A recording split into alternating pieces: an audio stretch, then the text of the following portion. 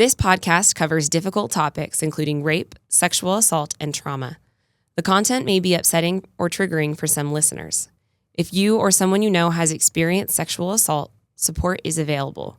You can contact the National Sexual Assault Hotline at 1-800-656-HOPE or visit www.rainn.org for resources and assistance.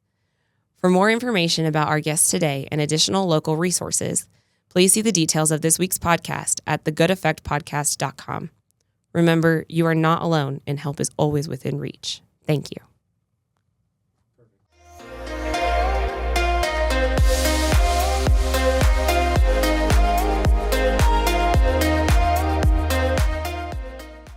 Hey y'all, welcome back to The Good Effect. Today we're joined by Sonya Martinez, the Executive Director of the Rape and Recovery Center, a beacon of hope and healing for survivors in Utah.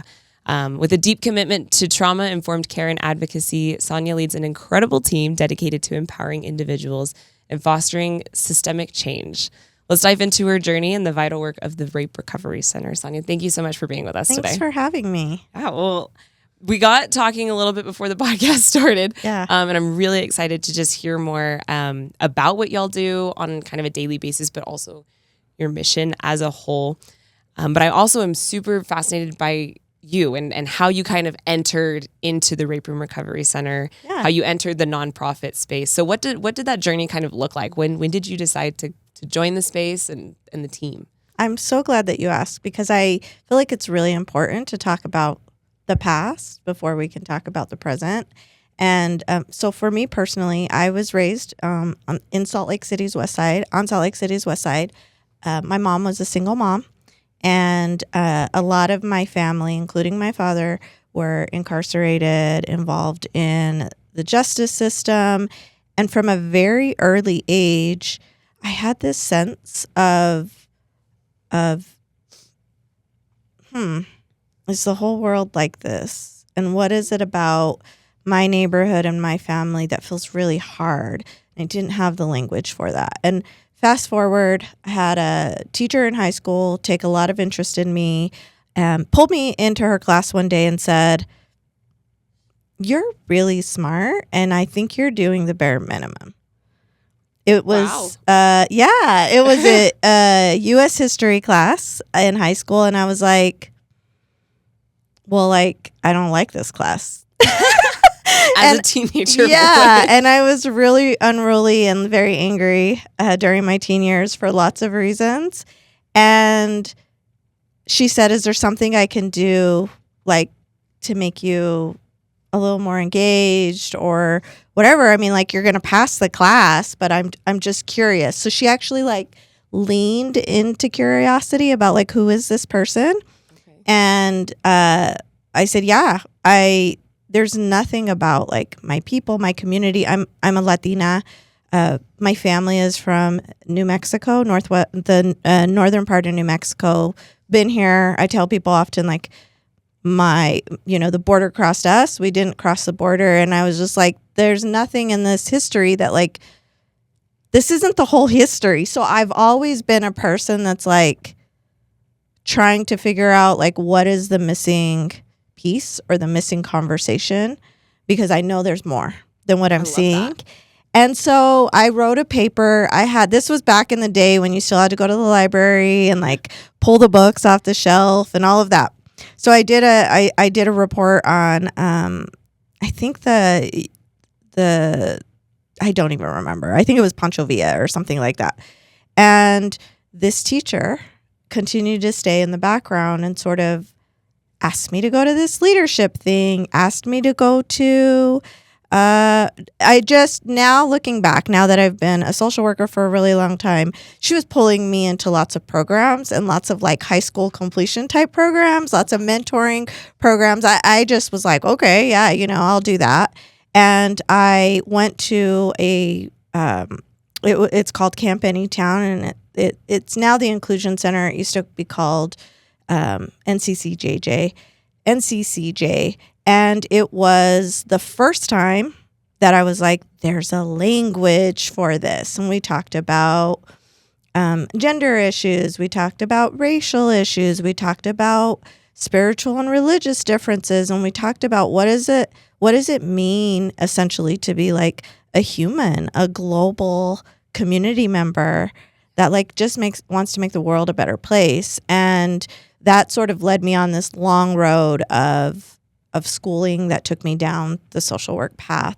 I've worked in lots of nonprofits. I've worked for the Division of Child and Family Services. So I've worked in pretty much like every role you can think of, from, you know, just like the front desk to now I'm the executive director. I've sat on boards, and all of the issues that I've worked on have been like anti-poverty, affordable housing.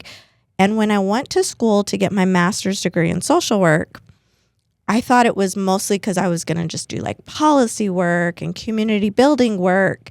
And then I decided to get trained as a therapist during this process. And all of a sudden, like, it was like puzzle pieces. Okay, so trauma is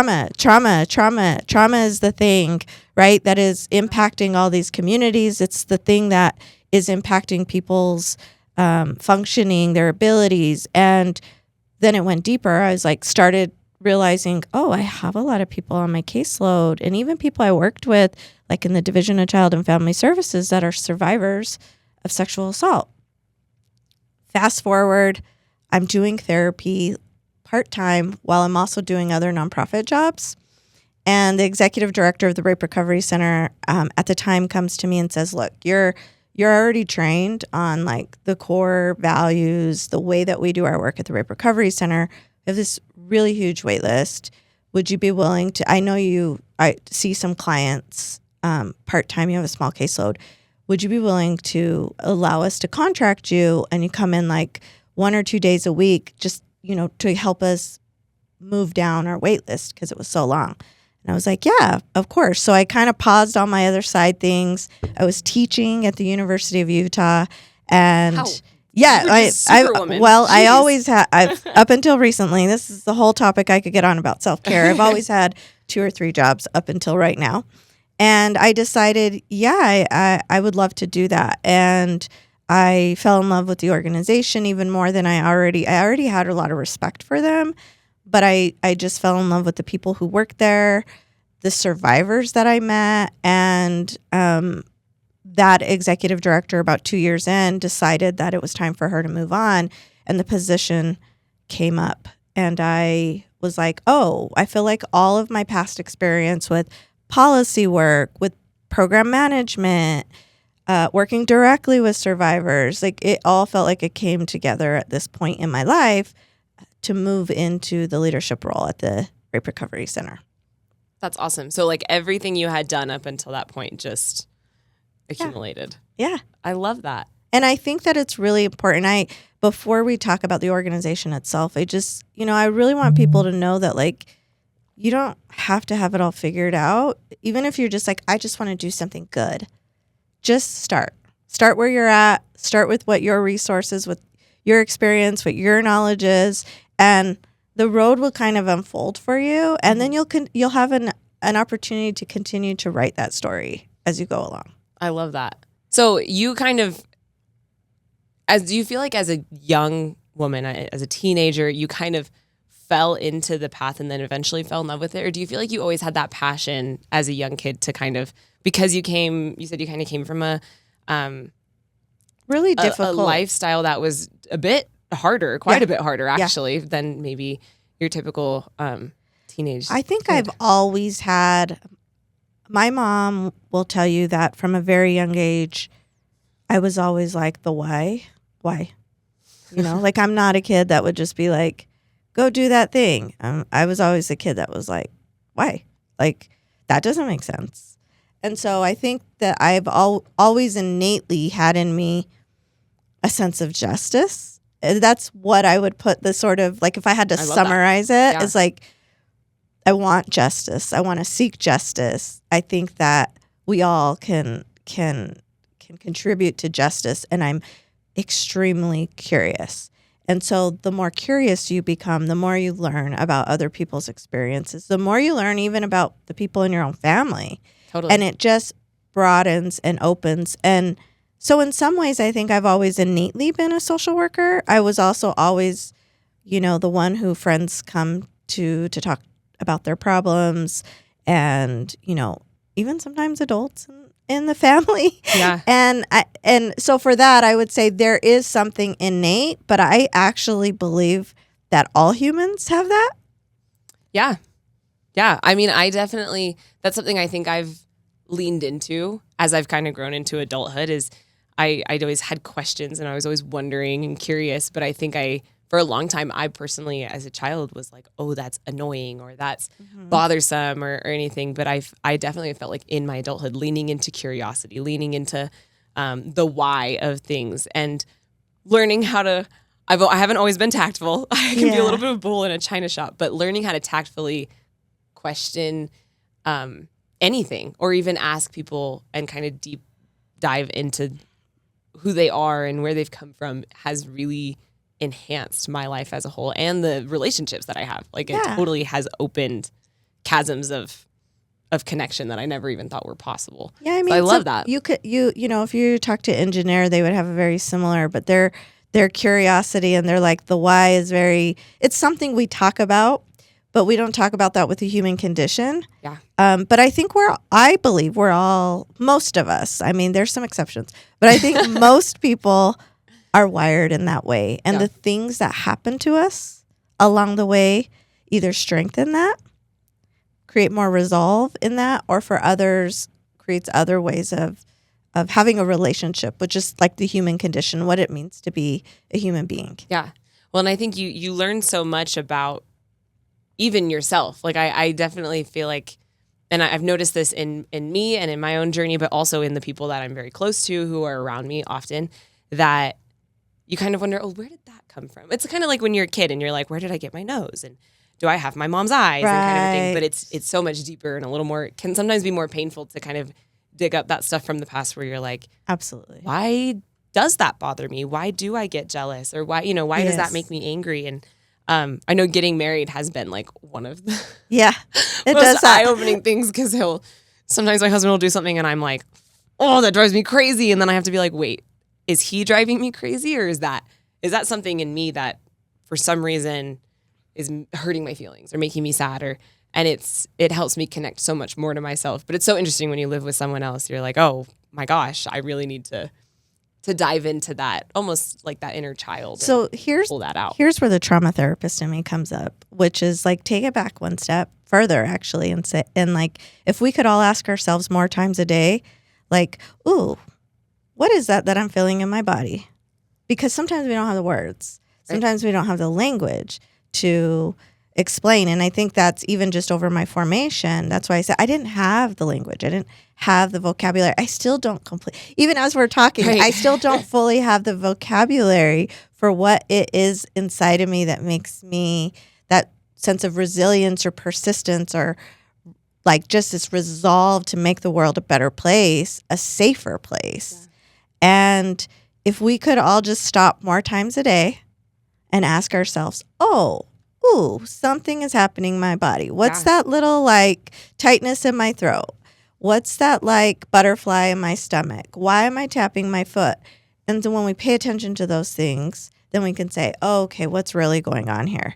And it's quicker than what I just described. So in a situation that you just described, right, then you can start to realize that our interactions with each other, with other people, are based on them, but a lot of it is based on what's happening internally. Yeah. And we don't normalize that and we don't talk about that.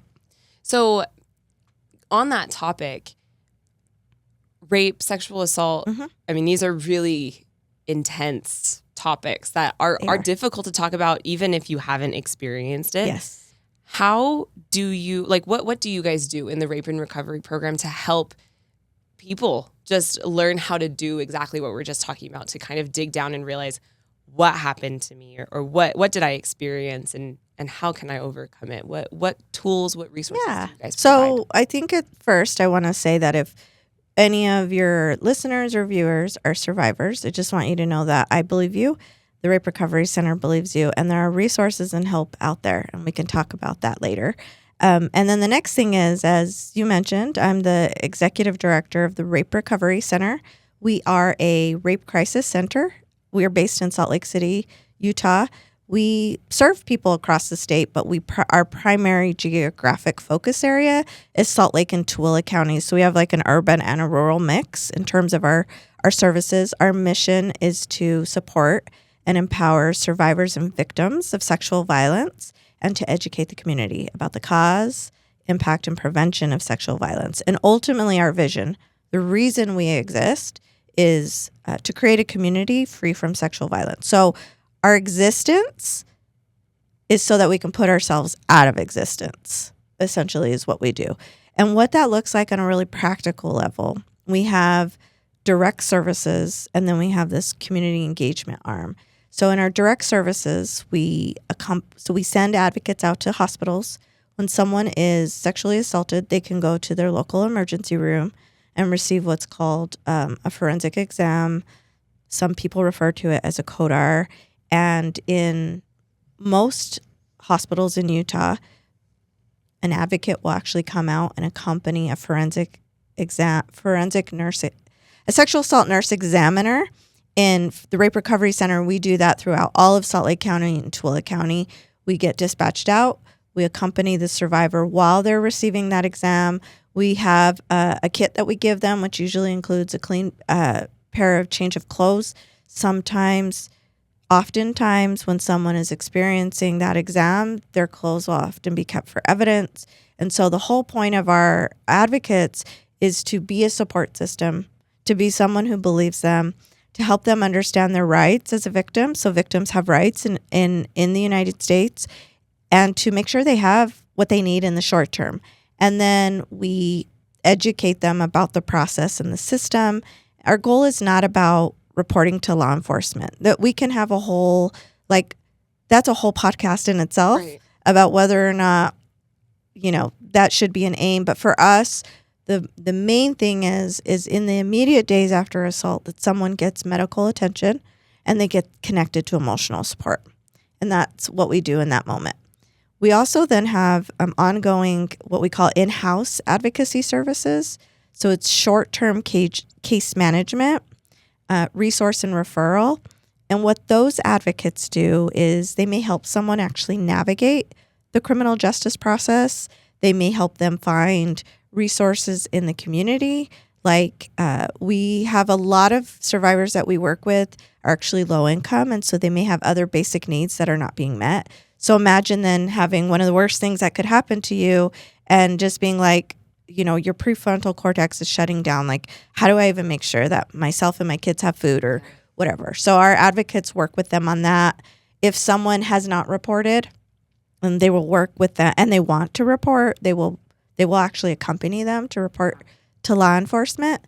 And then we also work with people who it's been months, years, decades. And sometimes it takes that long for someone to come forward. And so our advocates will work with them and what is it that we can do? What type of support and resources are you seeking? And then help connect them. Our in-house advocacy team also provides a support group, a weekly support group that is a drop-in group. There's no you don't have to commit to attendance. We just ask people to do a brief intake, and they can drop in and out via Zoom. It's currently virtual. We try to have options of both in-person and virtual. And then we also have a clinical team that are experienced trauma therapists who work only on issues of sexual violence, so sexual trauma. And we work primarily with folks who are uninsured, underinsured, or just have no means for therapy. And for folks who don't fit that criteria, we help them connect with a therapist in the community that maybe takes crime victims reparations or takes their insurance. And so our goal is that anytime someone comes into our office, they feel like someone believes them and they feel like there's somewhere that they can go, and that depending on where they're at in their healing journey, they can be connected to resources to help them heal. Because healing from trauma and healing from sexual trauma is not an isolated individual act. It is a collective form of healing, meaning even if it just starts with me and a therapist in individual therapy, eventually the goal of therapy is that how can you connect with a larger support system? How can, when you're learning and practicing these new coping skills that you've built, that you can bring in your family member, your partner, your spouse? And so our goal is to help people along the journey, their healing journey, no matter where they're at, and just like help them help and help them define what their healing journey looks like. And then the other sort of arm or leg or stool in what we do is our community engagement team, and that's split into outreach and awareness and then prevention. So our outreach and awareness, we do campaigns like Teen Dating Violence Awareness Month is coming up in February. Sexual Assault Awareness Month is in April. And we actually do programming in the community, workshops. We do a lot of social media kind of marketing type stuff to just get the word out about sexual violence and about the resources for folks who are survivors and the people who love them as well. And then our prevention arm, we work in classrooms in junior high and high schools. We do community-based workshops. So we essentially serve in all of our programming that we have folks 14 years of age and older. It's not just for females or people who identify as women. It is for everybody. There is a service and a program for everybody. Wow.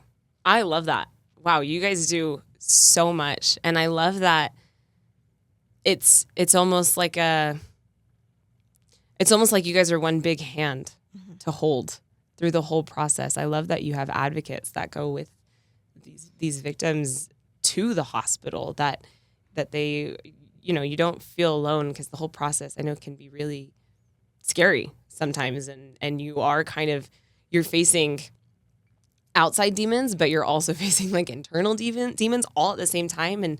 And even if you are grown and an adult, it's still a hard thing to face. I can't even imagine being, like you said, 14, 15 and not even truly understanding what kind of occurred. And so because I do feel like often in my experience, the first thing people want to say is go to the police, report it, go to law enforcement, go do all this, which can be really intimidating. Like, get the law involved, and that in itself is, like you said, a whole other beast beyond the healing process. And that alone can be so terrifying when you don't even really truly know what happened. So I love that it's almost like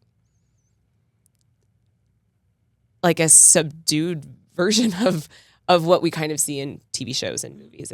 It's more gentle, and I love that approach to it, and that you guys not only help with the healing process, but that you do awareness, I think is really cool. I had no idea about the upcoming months. In fact, I think that's something we would probably love to be involved in. I mean, definitely. I think that it's really important to recognize. I mean, I want to go back to something you said really quick about justice involvement, or involved in the criminal justice system, or reporting. I think that is a knee jerk, especially of supporters of survivors. It's like, we need to report this person. We need to do this and that. And I ask folks who are supporting survivors to take a step back and just be a calming presence. And I don't want to discourage people from reporting if that is part of their journey. Of course. That is absolutely valid and valuable. And we need to recognize that there is a long history in this country of survivors being harmed by the criminal justice system. And I will say in Utah, we've done a lot of work, we collectively, over many decades, to make interviews more trauma-informed, to look at policy so that when you're thinking about being able to convict someone of a crime, sentencing, like it's very complicated. Yeah. And there's a lot that goes into all of that. But I want people to not focus on that. If we could focus on the people who are harmed and center them in the conversation, they will actually tell us what they need. And that is the whole goal of the Rape Recovery Center, is that our services and our programming is centered around people who are harmed by sexual violence. And when we can do that, we open up space for other things to be possible. That is also very present. We do work with incarcerated survivors. It's newer work that's happening in Utah, but that's a perfect example of like, no matter what you think about people who are incarcerated, no matter what your views are about people who are incarcerated, sexual violence should never be part of the sentence. And if you take it further, oftentimes people who are involved in the system have histories of being victimized. And if we could just think about that for a moment and allow ourselves to remember that we have humans who've been harmed and hurt. And we're talking about in the most vulnerable and emotional ways possible, then maybe we can just pause for a second and think about how we can be in relationship with each other in more safe and healthy ways. And that's really where it starts. I love that. A few years ago, I worked in a center for young women who struggle with eating disorders. Mm-hmm. And part of my job as a care tech was when we had new patients or anything like that, and I often was on with the adolescents, but you kind of had to read a little bit of background information just so that you weren't accidentally triggering someone or anything like that. And I was shocked at the amount of sexual violence victims were in our facility. I kind of knew that it's connected often with, body image and eating disorders and stuff like that. It was very interesting to learn about how their families even and their friends need that education of how to interact with them, how to have a relationship. I mean, these young women had to relearn relationships entirely because a lot of times it was the people they trusted that broke that trust. And so it was part of our job to help these young women to relearn how to build a relationship, but also to help them learn how to teach other people to have a relationship with them, which was the most interesting thing. I'd never encountered anything like that these 13 and 14-year-old young women were having to teach their parents how to interact with them. And at first I was like, that's crazy. These kids should not have to do that. But as I worked there more and I worked with the therapists more and I learned more about it, I totally understood these parents, these siblings, these friends love this person and they want to protect them and they want justice and they want, and they are so closely tied to that person that it's hard to see what really is needed in that moment beyond the justice side of it. And so I love that you guys, it's almost like you are a neutral party and you're able to see it objectively and not get too emotionally involved to the point where you can really focus on, okay, what's the next step here and what's needed. And that's something that I would love for you to share a little bit more. I know you mentioned earlier that you have a guide for friends and family of individuals who have experienced this that can help them navigate and almost kind of take a step back away from the emotional attachment to it. Would you share a little bit more about that? Yeah. So and at first I just want to say this is one of the reasons why I really appreciate having these conversations is because we really need to normalize talking about it. And the reason we need to normalize it is because of the prevalence. And so in the United States, 1 in 4 women will experience sexual violence in their lifetime. In Utah, it's 1 in 3. We often, for violent crimes, well below the nation, with the exception of sexual violence. We have a higher incidence of sexual violence in Utah. And so while this is an epidemic across the country, it is particularly an epidemic in Utah. And so by having these conversations, we can normalize it. And it's like first aid. That's why I want to normalize it, because what you just explained about some of the people that you work with is very common. It's very common for people to either feel like they were not believed at all or to feel like the folks around them are creating this sort of pressure around them, and it makes it very difficult to just reclaim your power and your voice. And in a situation like being victimized by being harmed, one of the most healing tools is reclaiming autonomy and power over your voice and your body. And so I wanted to kind of start with that and then follow into, we do have a guide for friends and family. You can find that on raperecoverycenter.org. If you see us out in the community, we have actual brochures for that. Folks are listening to it now. Hopefully you'll have the updated version when you're on there, because there's a little bit of outdated information. But essentially, what it's important to know is you always start with, I believe you. It is not your job to be a detective. It's not your job to investigate. Often, people will hear parts of the story and feel like there's inconsistencies, and that is because of the brain. The way the brain works when someone experiences trauma can make it seem like there are, inconsistencies, but there might be gaps in memory. There also might be times where they were dissociated. So I'm sharing that with people to say that there is a biological thing that happens. And so it's really not your job to understand exactly what happened. I also want survivors to know that it's possible to heal in therapy and with support without telling the details of your trauma. I love that. And so for many people, it can be extremely retriggering, but also there are ways. There's a lot of really cool, helpful, therapeutic approaches that don't require a person to tell their story over and over, whether it's to a therapist or to, your best friend or your partner or your spouse. And so I want people to know that first. The second, and so that along with believing survivors is two kind of fundamental things. It's like belief, and it's not your place. It's not your role to figure out exactly what happened. And then the next thing is how do you present yourself in a way that you don't have to be an expert? You don't have to have all the answers. But what does it look like to be someone that says, I actually don't know what to say, but I'm here? There's so much value in that, right?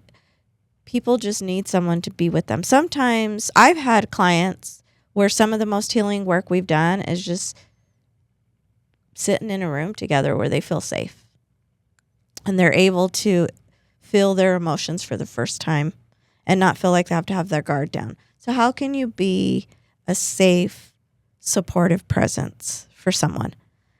And then it's really important to think about how, as it's called secondary survivor, so people who are closest to people who were harmed, they're also considered a survivor, a secondary survivor, because they're experiencing hurt because someone they love was harmed. And then when we look further at the data, most people are harmed by someone they know. And so when you add that complexity of maybe even these secondary survivors also know the person who harmed the loved one, it gets really, really complicated. So secondary survivors, support systems of people who've been harmed, need to find out how to take care of themselves, how to ground themselves, how to be thoughtful about, there's this thing that's happening whenever I talk about this. So maybe you don't want to talk about it. Maybe you just want to sit next to the person and say, and be vulnerable and say, I don't know what to say. I'm so sorry this happened. I'm not even going to try to pretend I know what to do, but I'm here. I love you. I will support you. Tell me what you need. If I'm messing up, tell me I'm messing up. But if you can be proactive in that way, then it makes it a lot easier for your loved one to feel like they can be safe with you. And then they will start to uncover what they need, if that makes sense. And for some people, this is quick. For some people, this takes years. For other people, it takes decades. Right. No, and I oh gosh. Sorry, it's just all touching my heart. Like, I love everything you're saying, because I do think sometimes it seems really complicated. It happens, somebody shares it, and you are kind of, you're jolted. Your heart breaks, and you don't know what to do, and sometimes just saying, I don't know what to say. And I love you. And I love you can feel so comforting for that person to recognize, like, this is a hard thing. This is an intense thing. But you're not judging me. You're not trying to be a detective. You're just, I don't know. I think there's something comforting sometimes about saying, I don't know. And I think I don't know scares people a lot, or like, I don't have the answers. And I definitely think I've experienced that a bit in Utah culture. I'm not from here. And, but even where I grew up, I've experienced a lot of that, where people don't like to not have the answer. And so sometimes they'll scramble and they'll come up with an answer. And something I really struggle with, and I've had my own experiences in this department, which we talked about a little bit. And one thing that people say a lot, especially, I mean, I am religious, and so a lot of like church people will be like, everything happens for a reason. Ooh, yeah, that's a rough one. Everything, like, it all has a point. And for me, in my experience, that was hard. That was a really hard thing to hear. And I over my lifetime have already struggled with religious concepts. And so that was really hard for someone who I respected, or a friend, to just constantly be like, everything happens for a reason. And that phrase brings a lot of people comfort. And I totally understand that. I mean, if you trip and break your leg, sure. Maybe. But it doesn't, for everyone, it doesn't mean the same thing. Yeah. And for me personally, it was kind of like, well, then I don't know what the reason was. Like, Right. what was the reason? Was it that I'm a bad person, or that I deserve it, or something Right. like that? And it's very easy to feel a lot of many survivors report feeling shame, period. Yeah. Well-intentioned comments, that is one perfect example. There's many other we could throw out there, can be extremely harmful and damaging because of all of the things that you just said. So an alternative approach to everything happens for a reason could be more like, it wasn't your fault. Right? It's just a slight shift in language. It's a little more affirming. But like it's more affirming. Yeah. And it doesn't require you to have an answer. Right? Because I think that's the intention of comment like that. It's like, none of us know why these things happen. Yeah. Well, and people panic, and then they're like, oh, I have to say something, because it's an uncomfortable thing. And so they jump to something that, like I said, to some people, that's a very comforting phrase. Mm-hmm. To other people, it's really not. It's actually kind of it's very confusing and very, well, what does that mean kind of a phrase. And so, yeah, sometimes I don't know, or just affirming that I'm here and I recognize you and I see I'm you. here. And so if I'm the role of the supporter, right? And I'm gonna just speak out loud to folks. It's like, first I just need to check myself. I'm like, how am I doing? Right? How much can I actually give right now? Mm-hmm. Right? Okay, I can be present. I don't know what to say. Or I just, or if you feel like you have more than that, right? It doesn't matter what happened. You're telling this to yourself. Right. Let the person know it's not their fault. Right. No matter what happened. I love it's that. not their fault. And that's a different way, maybe, of sending that other type of message that folks are, I think, well-intentioned, but can be very harmful. Yeah. And I think that's part of why, I love that we're doing this. It's a hard thing to talk about, but I think just sometimes they just don't know. People just don't, they don't mean to. They love the person. They want them to feel validated, and they just don't know that saying, I don't know, or saying something else actually is very comforting, even though it's kind of the unknown and it can seem a little intimidating for everybody. That can actually just being there and being in the moment can be so good. And I love that. I hope that this is information, like as you're sharing it, that people can kind of go, oh, put that in my little toolbox. And if that ever needs to come out, whether it's with their children or with their friends or with their family, that they can utilize it. Like if people only take away 3 things from today, it's assume that there's always a survivor in the room. Tell people that you believe them, and then just say you're there to support.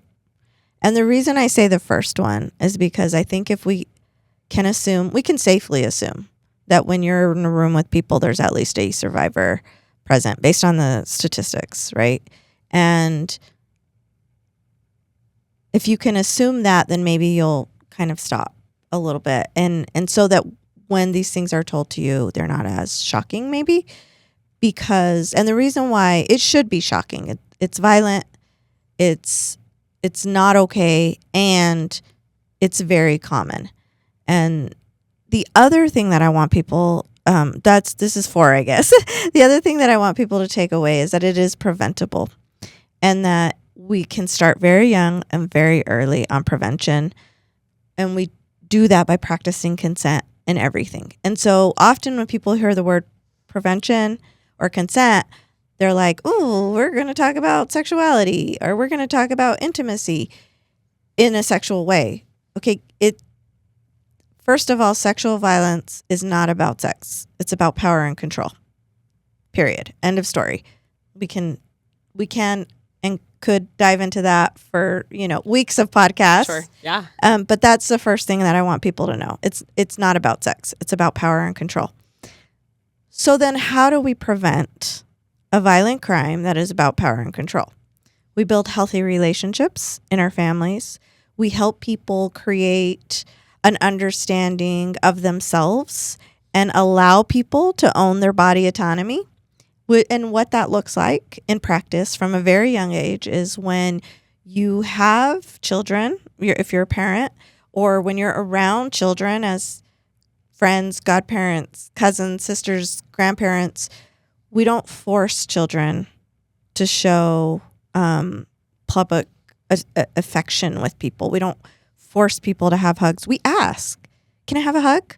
I actually have a grandson who will be 4 in February, actually. He was due in March, but his birthday is in February. And sometimes he's just not having it. And I'm like, "Can I get a hug?"